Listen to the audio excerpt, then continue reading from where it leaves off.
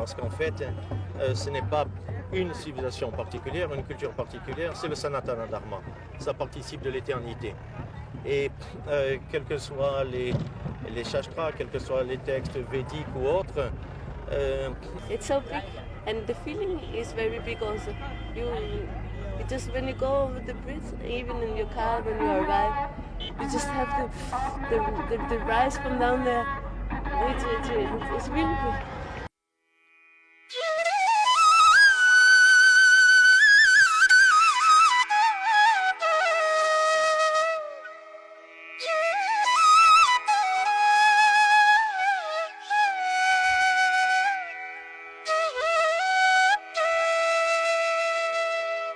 Sir ये डोम city बन रही है।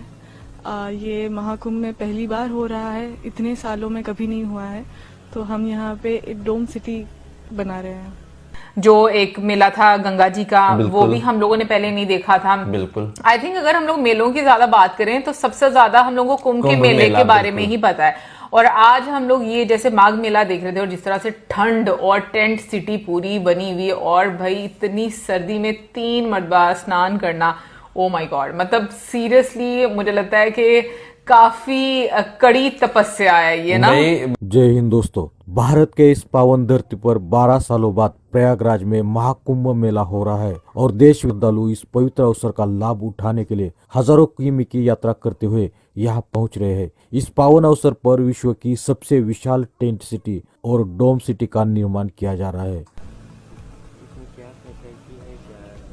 जी, इसमें वो सारी सुविधाएं हैं जो एक लग्जरी होटल में होती है, बट हमने ये भी ध्यान रखा है कि महाकुंभ में ज़्यादातर श्रद्धालु ही आते हैं, तो उनकी सुविधाओं के हिसाब से भी लग्जरी तो हो, लेकिन वो जो ट्रेडिशनल और कल्चरल एस्पेक्ट है वो भी इसमें पूरा हो रहा है। तो सुविधाएं तो हम सारी ही दे रहे हैं, अटैच वॉशरूम से लेकर साइड टेबल से लेकर एसी, गीजर, हीटर से लेकर आप अगर रूम भी देखें तो उसमें सारी सुविधाएं हैं जो कभी भी अगर किसी कोई गेस्ट आता है तो उनको। अब जो होगा ना, ये 2019 में हुआ था, अब जो 2025 में होगा वो बिगेस्ट कुंभ होगा।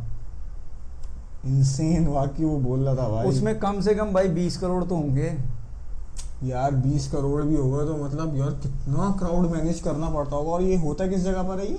यार पता नहीं यार, जगह कोई शहर कौन सा है? बस ये देख लो, यहाँ शहर नहीं पता हमें। हाँ। हमें गूगल मैप पे देखना पड़ेगा। ये गंगा और यमुना रिवर, यमुना और गंगा, हाँ, रिवर जहाँ पे हैं, बस उसी के साथ टच हो रहे हैं, तो वहाँ पर ये लोग जाते हैं। हाँ, अब यार ये इस वीडियो में ये बता रहा था ना वो कि जो दोनों मर्ज होते हैं। दोस्तों आपको बता दें कि 2025 के नए पर्व पर महाकुंभ के लिए पेशवाई पर्व आरंभ हो गया है। इस पेशवाई में महाकुंभ मेले से पहले साधु अपने अखाड़े के साथ प्रवेश करते हैं। महाकुंभ मेला भारत का और विश्व का सबसे बड़ा धार्मिक समागम है जिसमें लाखों लोग शामिल होते हैं।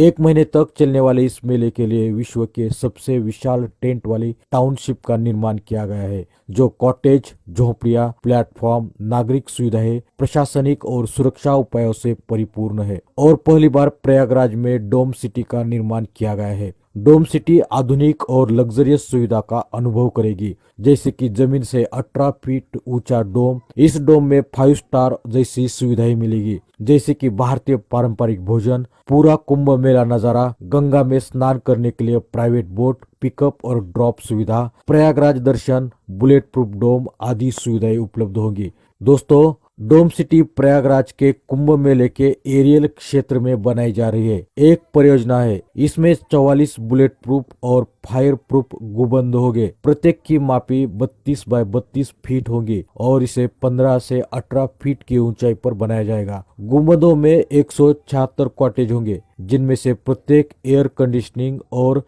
गीजर जैसी आधुनिक सुविधाएं से सुसज्जित होगी। कहते हैं इस संसार यानी दुनिया का सबसे बड़ा 4000 हेक्टेयर का टेंट सिटी उत्तर प्रदेश में बनाया जा रहा है, जो कि प्रयागराज महाकुंभ 2025 में अनुमानित 400 मिलियन तीर्थयात्रियों की दुनिया की सबसे बड़ी मेजबानी करेगा। दोस्तों जनवरी फरवरी 2025 में महाकुंभ के शुभ 45 दिनों के दौरान अमेरिका और ब्रिटेन की संयुक्त आबादी के बराबर 400 मिलियन लोगों का एकत्रीकरण यूपी की वर्तमान जनसंख्या के 1.6 गुना होगा, जो 250 मिलियन आकी गई है। यूपी सरकार के अनुसार 67,000 स्ट्रीट लाइट से जगमगाते टेंट सिटी में पर्यटकों की सेवा के लिए 2,000 टेंट और 25,000 सार्वजनिक आवास शामिल होंगे। बता दें कि लगभग 23,000 सीसीटीवी कैमरे और एक कृत्रिम बुद्धिमत्ता आधारित चैट बॉट प्रणाली अस्थायी निपटान के लिए सुरक्षा विवरण का पूरक होगी, जिसे वरिष्ठ पुलिस और प्रशासन के अधिकारियों के एक समर्पित कर्मचारी द्वारा संचालित किया जाएगा। सड़क परियोजनाएं, अस्थायी पुल, अस्पताल, बाजार आदि की एक श्रृंखला गंगा, यमुना और पौराणिक सरस्वती नदियों के संगम पर प्रयागराज जिले में अस्थायी तंबू शहर के प्रस्तावित 25 क्षेत्रों में बनाए गए हैं। उसका पानी तो वहाँ पर ही लोग जाके उसके अंदर बात लेते हैं। हाँ। और क्या बता रहा था कि 1,000 टॉयलेट 100,000 टॉयलेट यहाँ पे वो करते हैं इंस्टॉल। और क्या क्या चीजें बता यार रहा था? सिर्फ 100 टॉयलेट्स थोड़ी, इसके बाद खाना वाना सब कैसे, खाना वाना, ट्रैवलिंग, सब कुछ मैनेज कैसे करना है यार। पैदल चलने वाले लोग इतने सर से सर मिले हुए नजर आ रहे हैं, मतलब हैरान हो गया मैं ये देख के। 32 स्क्वायर किलोमीटर पे होता है ये, 32 स्क्वायर किलोमीटर, बहुत बड़ा स्क्वायर किलोमीटर है। मतलब एक वक्त में गाड़ियां कैसे जाती नजर भी नहीं आएंगे आंखों से कि वहां पे 10 किलोमीटर के बाद कौन खड़ा हुआ है। 32 किलोमीटर, और उसमें जब फुल होता होगा तो आज हमें पता चला भाई, हम जो लोगों को कहते रहते हैं ना, अबे यार हम तुझे कुंभ के मेले में तू खो गया था। मैं यकीन से मैं बता रहा हूँ, इसका आधा भी अगर ये लगता ना कुंभ का मेला 5 करोड़ लोगों का, तब भी बंदे गुम हो जाते। तो उसके साथ साथ देखे ना आप वहाँ पर कितना अच्छा लोगों को जो है एक नज़ारा देखने को मिलता होगा, जहाँ पे 3 दरिया आपस में जो है मिलते हैं। वैसे सरस्वती की तो उन्होंने बात की है कि वो अब नहीं है, वो ड्राई क्योंकि हो चुकी हुई है, लेकिन गंगा और यमुना जो है आपको 2 नदियां जो है उनका संगम आपस में होता हुआ दिखाई देता है। तो वो भी एक वहाँ पर कितना अच्छा लोगों को फील होता होगा। हाँ, वो अच्छा तो फील होता होगा, लेकिन देखो जो आपको जैसे प्रैक्टिस करनी है, जो रिचुअल्स हैं, ठीक है, और इतनी ठंड में वो थोड़ा मतलब टफ है, लेकिन लोगों की जो एक डेडिकेशन है वो आपको देखने को मिलती है कि देखो मॉर्निंग में भी लोग जो है स्नान करने इतने ज्यादा लोग वहां पर गए हुए थे। सो मुझे लगता है कि ये वाकई में एक डिफरेंट अनुभव रहता है आपका, क्योंकि हमारे जैसे लोग जो होते हैं ना वो बहुत ज्यादा कंफर्ट जोन में रहने के आदी हो जाते हैं, और जब वो बाहर निकल कर देखते हैं ना उस चीज से, तो आपको आइडिया होता है कि दुनिया में क्या क्या चीजें हैं और किस किस रंग के लोग हैं, किस किस तरह से चीजें जो हैं वो की जाती हैं।